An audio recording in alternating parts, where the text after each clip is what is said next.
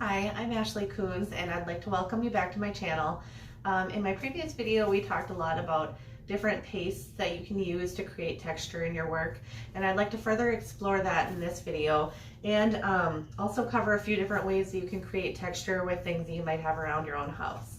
So stay tuned and we'll get right to it. Alright, so I've got my board all ready to go. I've got everything labeled that I plan on doing here in the rest of this video. So we're just going to start right up here at the top. The first thing we're going to do is the string gel. So it comes in a container like this. And with this stuff, it dries clear. So you're going to want to mix the paint in with it. I already mixed this one up just for this first demo to keep things moving along. So I mixed the Liquitex string gel with some golden fluid acrylics. And you get this really nice runny consistency. So when I'm using this on a painting, I'll usually do it as almost like a final layer to the painting. And so we're just going to do a little bit up here in this corner, just so you can see. So I let most of it run off of my spoon. And then once I get a nice thin line, you can go like that. So the nice thing about the string gel is it stays where you put it. It doesn't spread out too much. So you can put it on and expect that that's where it's going to stay. It does dry raised and it dries glossy. So keep that in mind. The next thing that we've got on our list is the gold mica. I am just, oh, there we go. So this is from Golden. These are the gold mica flakes large. And again, this is, the gel looks like it's white right now, but it dries clear. So again, this is another one that I would put on as like a top layer of a painting if I was going to use this. And you can do it very thick or very thin. For this example, we're just going to do it like that.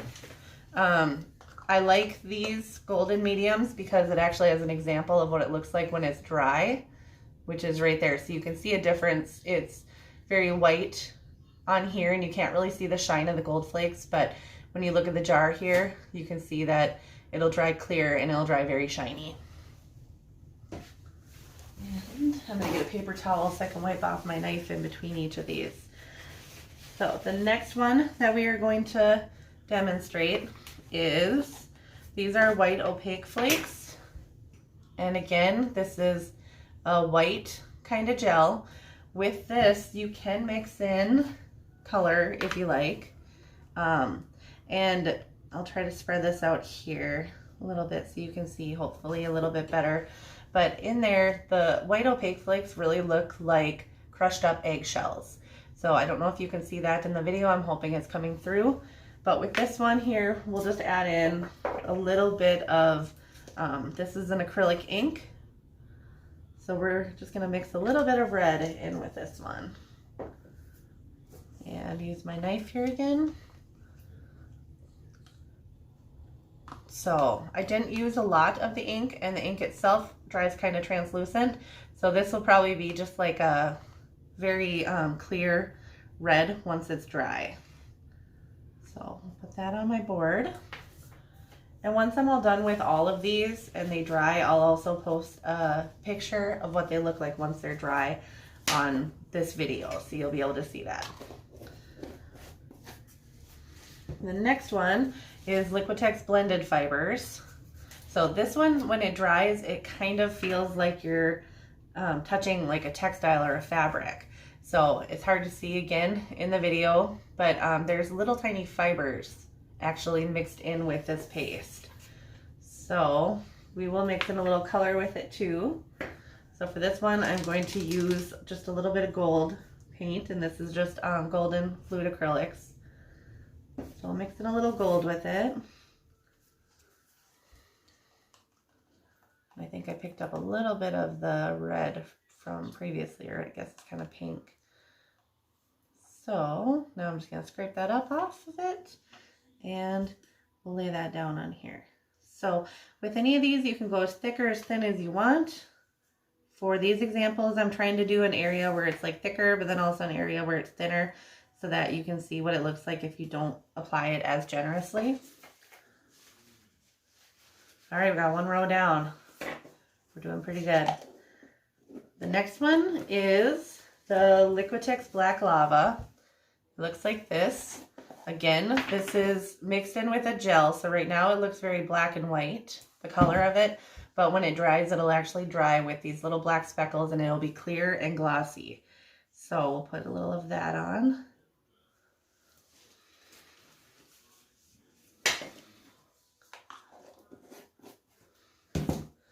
This one here is Golden Crackle Paste. One thing with this that I found is you're going to want to do it on a surface that is not flexible. So like this is a hard board that I'm doing this on that's covered in canvas. So like a wood panel would be great for this. If you do it on canvas, you know, canvas is flexible even when it's stretched.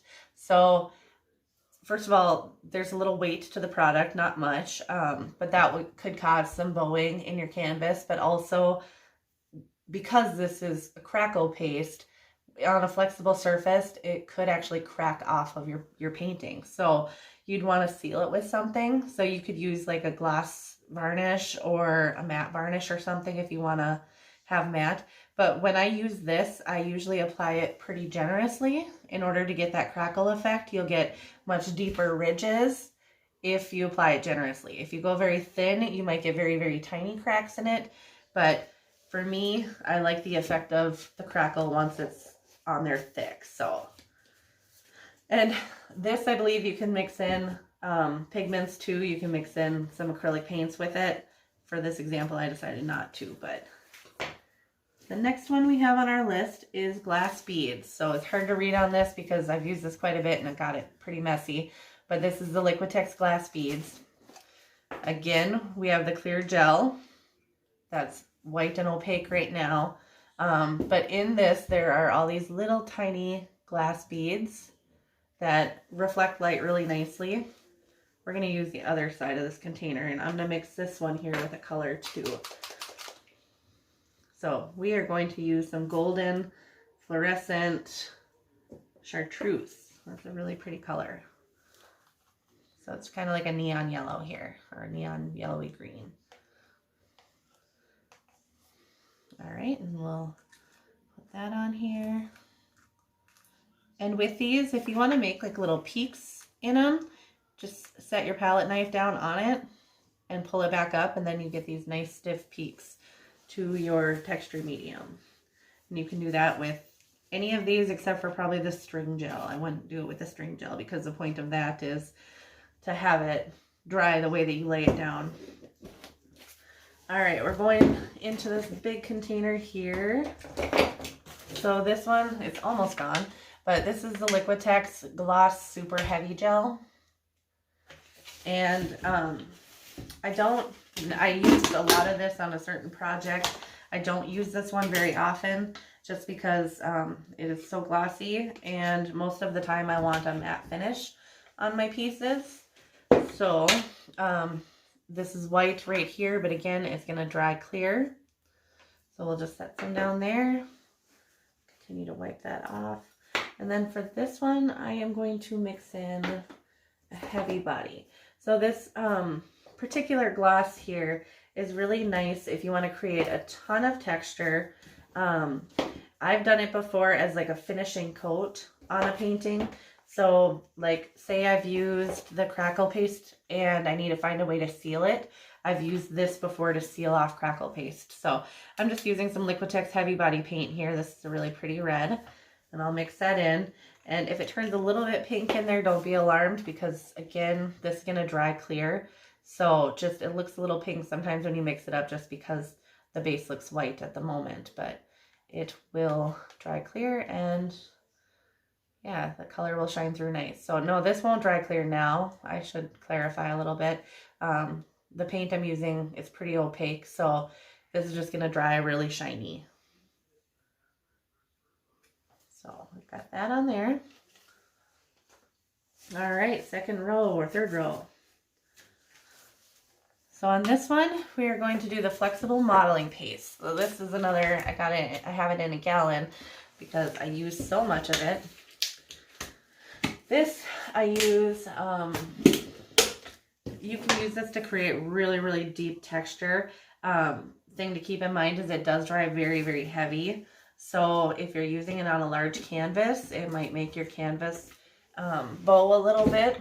So keep that in mind while you're using it, that it's a very heavy product.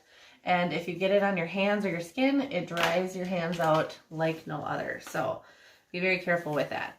This one here, I'm going to mix in a little bit. Have this really pretty pigment dust that is like a chameleon type paint. And I'm going to mix a little of that in there just to see what kind of end result we have. It's almost gone actually. So let's tap out what we've got left. We might not get a very good idea with that little tiny bit, but we'll see once it's dry. Let's see if we can tap out just a tiny bit more. There we go. It's looking better.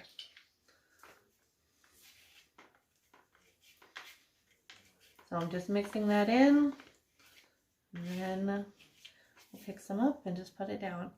And so this you can use to create very, very heavy texture. If you want, you know, very stiff peaks on it, you can do that again by just setting your knife down and picking it back up.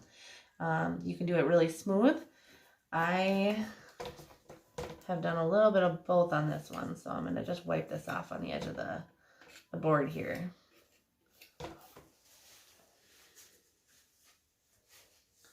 And cleaning my knife after each one.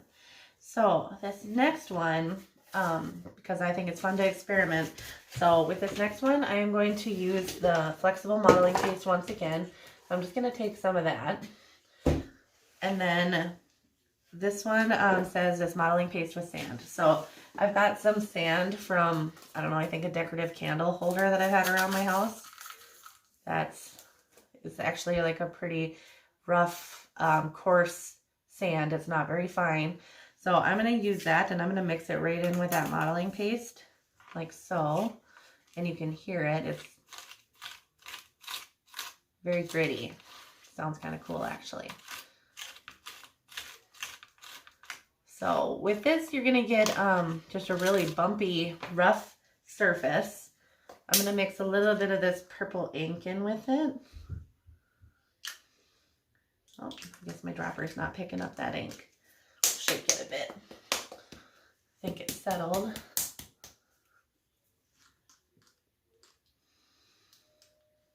I think my dropper might just be plugged.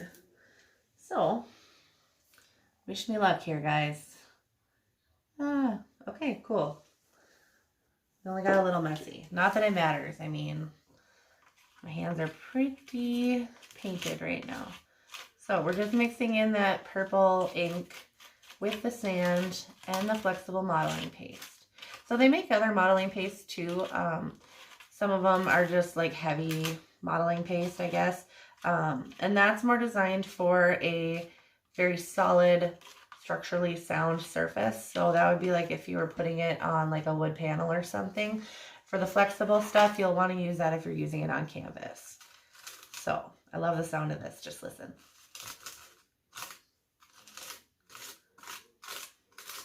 That sounds so cool. All right, so we've got the sand on there. The next one is modeling paste with beads. I bought some craft beads. They're very tiny. We're gonna flip this over and use this side here. We'll just put it right there. Move this out of the way. So I bought some little craft beads at Michael's, I believe, and they just look like this. And this is going to give us an effect that's very similar to the glass beads that we tried up. Where are they at? Right there. So it's going to give us a similar effect to that. However, these are colorful beads, so the color might show through a little bit. The stuff I'm mixing it in with, the modeling paste, it dries opaque.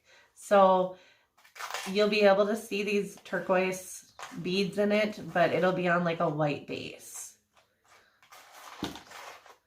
And you always want to make sure you mix in anything like beads or sand really, really well, because if they're just sitting on the surface, there's a higher chance that they are going to fall off the surface or get broken off.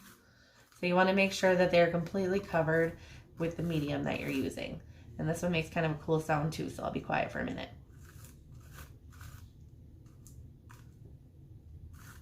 All right, there we have the beads. Our next thing is modeling paste with mica flakes. So we've already got the gold mica gel up here by Golden. But you can also buy just the mica flakes in like little jars like this.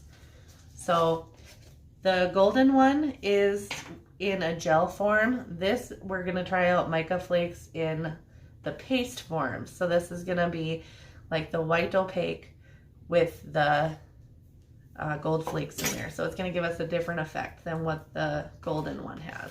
So we might not even be able to see any of the shine from the mica flakes once we get it on there.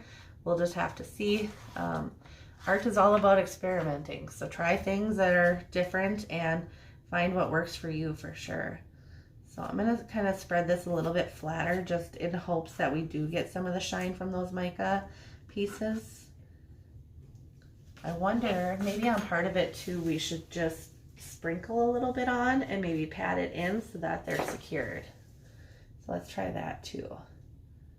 We'll just do that like right up in here.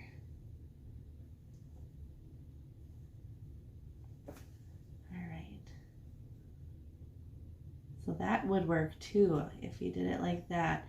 I mean, some of these little pieces that aren't embedded, they're not going to stay once it's done, but kind of similar to how you would operate with gold leaf. You know, you would brush off anything that's loose and just keep the stuff that's stuck to it. So that worked pretty well. So that'll be good. We'll have a little bit different idea of what that looks like once it's dry. And again, I'll post pictures of what it looks like dry. I'll probably just include a short little video so that you can see what that looks like. The next thing on the agenda is a stencil with modeling paste. So I buy a lot of these stencils. They're made of some kind of plastic. They're very thin. I use them a lot when I'm doing spray painting, but also I wanted to show you how you can use them to create texture. And I think I'm gonna find a smaller stencil just because I don't want to ruin what I've already done. So we're going to use this stencil here. It's just got some clocks and some gears. So that's gonna go right here in this spot. And I'm gonna add a little color to the modeling paste just because it'll be easier for you to see on film if it's got some color in it. So I've got this turquoise color here mixed up. We'll use that. So I'm just mixing up some turquoise with the flexible modeling paste so that you can see what this is gonna look like. And hopefully I don't mess this up because this is a, there's a lot of thin areas on this stencil. So we're not going for perfection on this.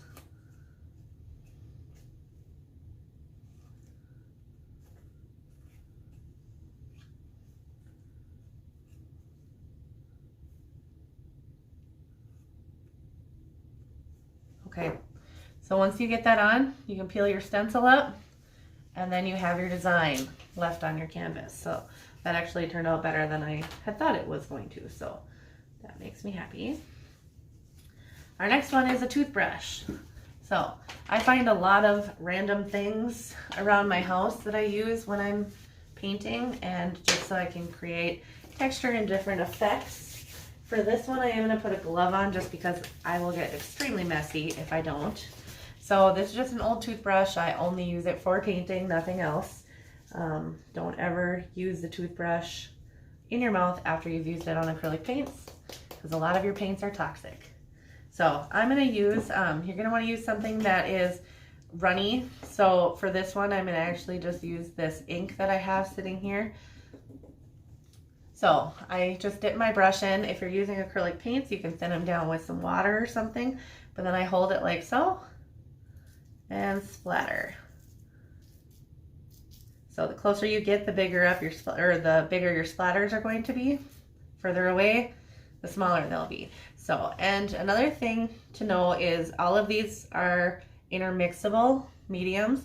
So like if I want to put some of this ink on top of like my Crackle paste, I can splatter that on there. I can splatter it on these mica flakes with the modeling paste. So you can do a lot of different things with these. You can mix them together as well. So keep that in mind. So that's what the toothbrush does. The next thing on our list is a comb. So I found a very, very old comb. It's got some broken parts on it, just in my closet. So we're gonna use this so we can do a little texture with that. And I gotta find a little tray to mix the color on. So, again, just using flexible modeling paste. And for this one, we're gonna go with this Quadricone Violet. Here's some violet. And we'll just mix that in real quick.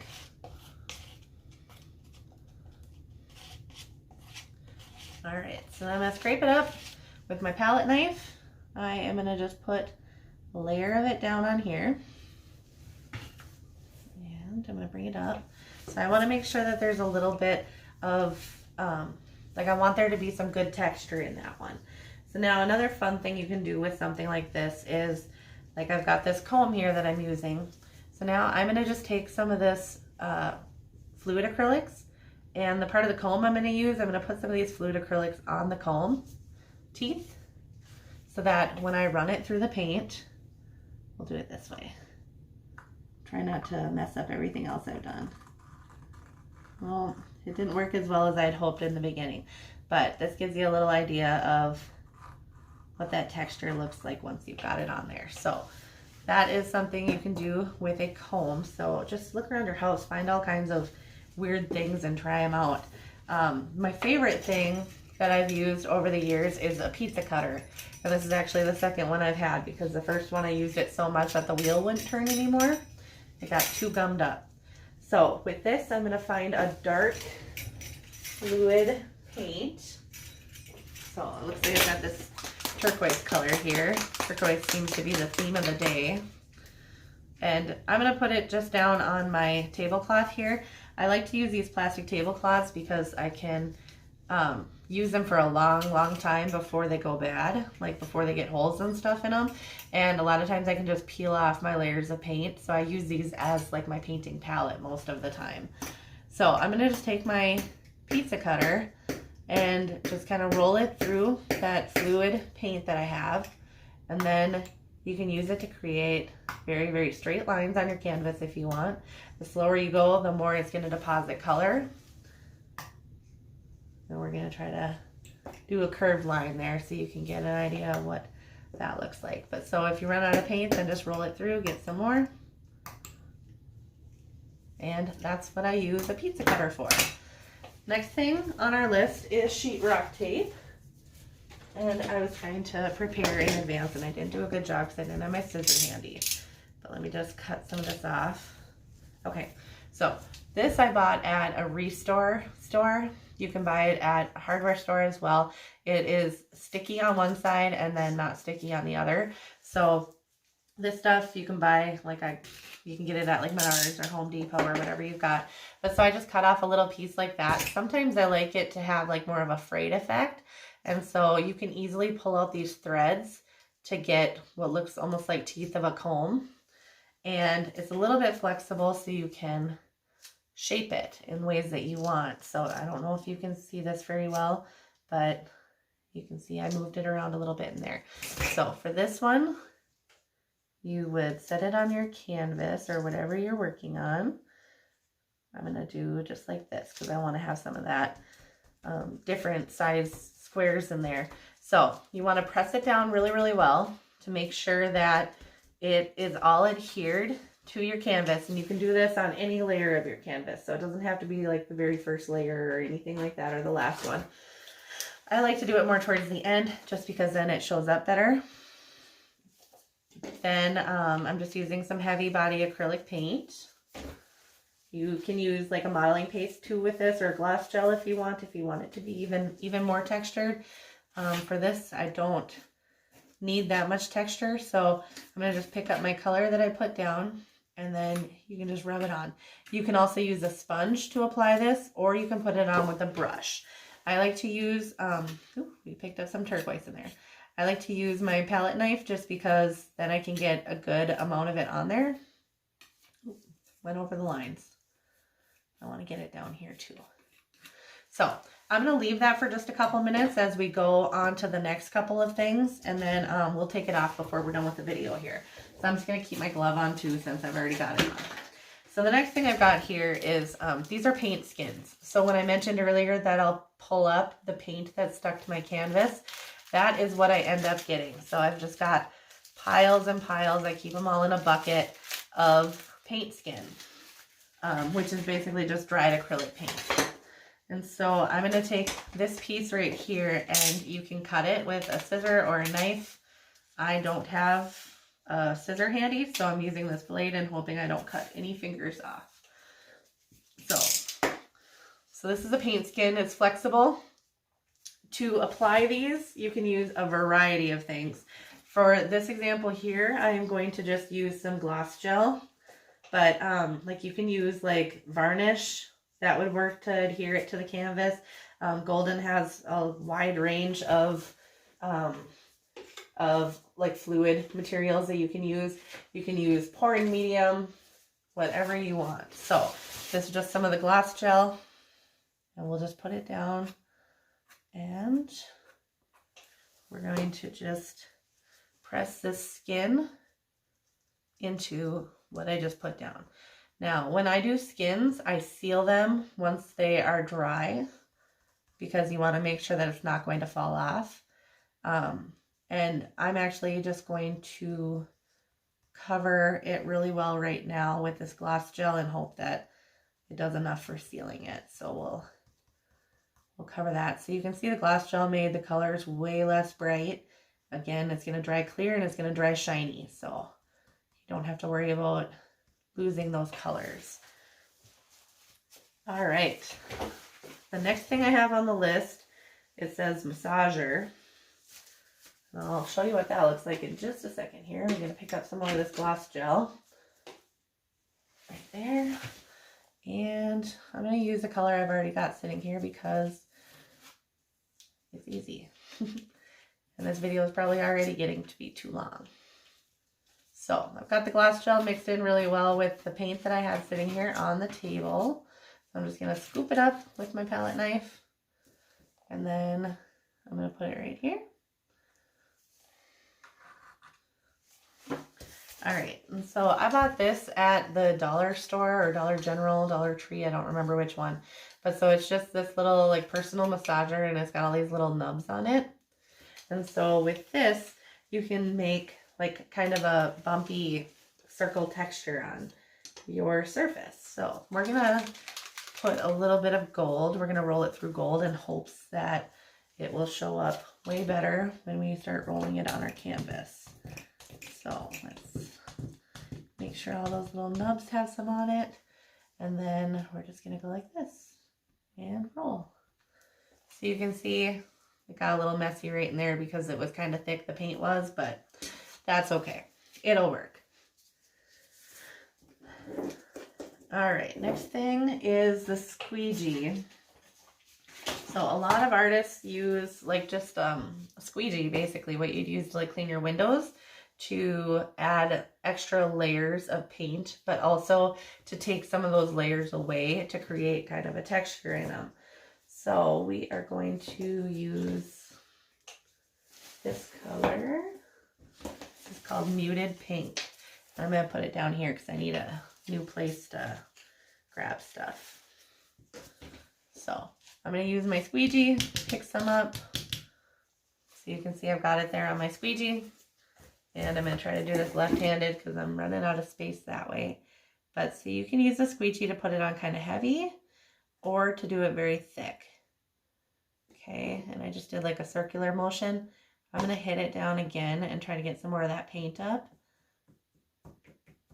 So that gives you an idea of what you can do with the squeegee. All right. So, another thing I just found randomly in my cupboard was, if you have children, you've got a million of these lying around. So this is just a medicine cup for kids, a dosage cup. With this one, I am going to pick up some, I want to do it in some kind of a gel or a paste because you'll see the effect better with that. So we'll set this here and we're going to use blue. So I'm mixing in a little bit of some heavy body paint. And hopefully you can see this on camera and I'm not just moving my arm in the shot and it's not doing any good. All right, so I'm gonna put this on kind of thick. So there's that. And again, I am gonna dip it in another color of paint so that you can see the effect better. You do not have to dip it in any other paint, but I just wanna get the gold, I'm using gold here, all the way around the medicine cup so that it shows up on here when I do this. So you can just put it down almost like you're stamping with it. Okay, and then you get that kind of circular effect going on in your painting. A brayer would be used very similar to your squeegee. So I'm going to actually just use the same color. One thing I like about the brayer is I can put the color on part of the brayer and it doesn't have to go on the whole brayer. So as I'm rolling it across my canvas, it's not doing a solid coat of the color that I've chosen. It's going to spread that color out a bit. And I'm just going to add a little bit of blue onto this brayer as well so that you can see a couple different colors here. So here's our brayer. And if I can, I'm going to try to get, there we go. There's an idea of what that looks like. This next one is, it's a bakery tool. I think it's used for like scoring frosting or something like that. I'm not a baker. I wish I was, but I'm just not, so I can't really tell you anything more about it than that. But I got it in like the bakery aisle. So one end of it has like these little spokes. The other end makes like a stitching kind of pattern. So with this one, I'm not going to use any paste, but you can use it on like modeling paste or gel. So I'm going to roll it just like I did with my pizza cutter. So that has got ink on all sides of it. And my ink is kind of thin right now, or my paint is kind of thin. So I'm going to take a little bit of it off because I don't want to get it all splotchy. And maybe I'll run it through the brayer here a little bit. So what it does is it just makes like a stitching pattern almost. That was a terrible color idea. I'll use it with this blue one too and see if that shows up better. Oh, that was not any better. Well, we're going to use some of this violet again. So this is going to probably make a weird color combo, but we're doing it because this is how we roll. Literally, it's how we roll. Oh, it's so funny, I know. I could edit that out, but I probably won't. Oh, there we go. So you can actually see that a lot better. So it just kind of cuts through, makes that pattern, like the stitching pattern. This one here does just little tiny dots. So let's see, is there anything else we can move it through? Let's move it through the blended fibers. So you can get an idea up there with the blended fibers too, how that one works. The next one, I can't even read my own writing. Oh, cardboard stamp. So something everybody has lying around their house because everybody just orders stuff now instead of going to the stores for the most part is corrugated cardboard. So it's just off of a Walmart box or something, Amazon maybe. So I've pulled away one layer of the cardboard and then we're left with these bumpy corrugated ridges. This works really, really great for stamping. So we are going to mix a little different color here because it's not fun if it's all the same color, right? This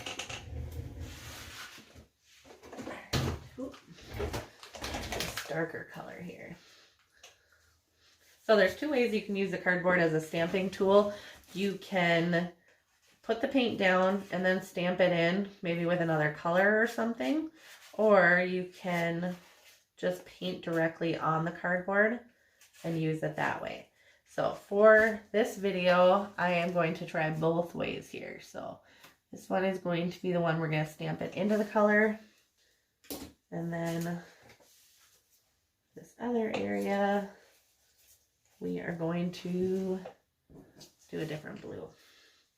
We are going to put it on the cardboard and stamp it there. And I'm going to actually just tear this to make this a little bit easier for myself. So I'm just going to put a little bit here on the cardboard. Ooh, we're getting some other colors mixed in there. That's good. More color, the better. So I'll show you how to stamp it first, and then we'll do an indented one here, one on the paste. So I'm just pressing it down against the canvas. When you lift it up, you will have that corrugated cardboard appearance. And then we're going to use this, let's throw it in the gold here real quick. So now I've got gold paint on that same part mixed with the blue and the red. And on this one, we are gonna just press down. And so now it's stamping into that raised surface to create a really nice texture. So I'll show you this. Oh, I gotta pull this one off yet. Hopefully it works okay. I usually wait till it's a little more dry before I start pulling it off. And I probably should have, but we're going for it. So you can see down there that it created like a waffle pattern. But hopefully you guys can see this well. I will let all these dry and then I'll take some more pictures of them and you'll get a better idea of what they look like once they're dry. But I'm going to take a second here and I can zoom in just so we can show you what it looks like while it's wet right now. So let's just zoom. I'm adjusted down very far right now. Oh, there we go. Okay. So that's what they all look like wet. If I hold it up a little bit, let's get in here. So you can see some of that texture that we created.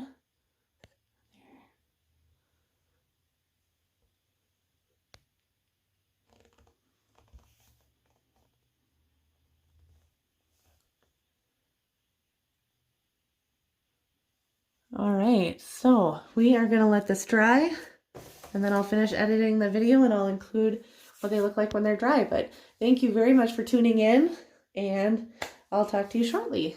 Thanks, bye-bye. All right, so I waited for this all to dry and here's what we have left. I'll try to get in a little bit closer here. So you can see the string gel, that it's raised off of the surface there some. The gold mica flakes, like I said, that gel dried clear. And so you just have the flakes left over. Some other things. The Crackle paste.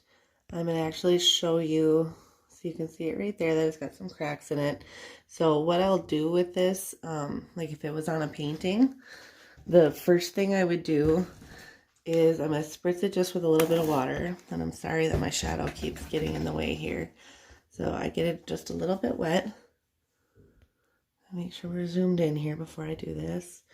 And then I'm just going to add a tiny bit of ink to it. And then you'll see how it just kind of spreads in the cracks. And the thin part didn't get very many cracks in it this time, which is surprising. Usually that gets a lot more cracks. But hopefully you can see that pretty well. I'm going to take a paper towel here and just dab some of that ink off. Let's make sure we're zoomed in. And then you should be able to see the cracks a lot better. Yeah, that helped. Okay, zoom back in. And see, you can see the cracks there. So just adding a little bit of water and ink will help those cracks show up. So this is how everything worked. I see my skin is completely glued down. So that's good. I don't have to go over that again. And yeah, so the mica flakes we put up here, those turned out really well. Just as I suspected, the ones that were underneath the paste, those ones, you can't really see the shine on them. So I guess it works better if you just add it on top. So anyways, thank you again for tuning in. I hope you have a great day and take care. Thank you. Bye.